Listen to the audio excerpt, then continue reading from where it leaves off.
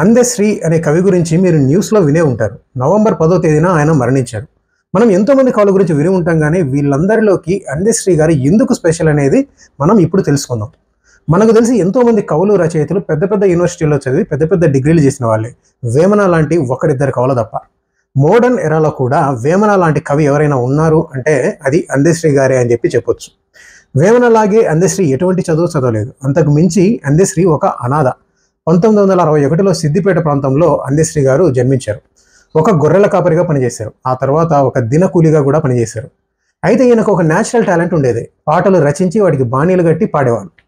So Sringeri మఠానికి చెందిన స్వామి శంకర్ మహారాజ్ గారు ఒకసారి ఈయన పాటలు పాడుతూ ఉండగా విని ఈయన్ని దగ్గరికి తీసుకొని ప్రోత్సహించారు. అక్కడి నుంచి అందే ఎల్లయ్య కాస్త అందశ్రీగా మారారు.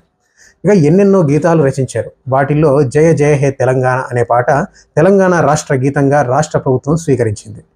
మాయమైపోయినమ్మ మనిషిన్నవాడు అనే పాట యూనివర్సిటీలో విద్యార్థులకు సిలబస్గా కూడా అయింది.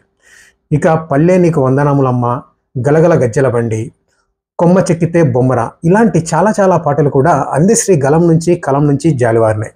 ఇక 2006లో గంగా అనే చిత్రానికి పాటలు రాసినందుకు అందశ్రీకి నంది అవార్డు కూడా లభించింది.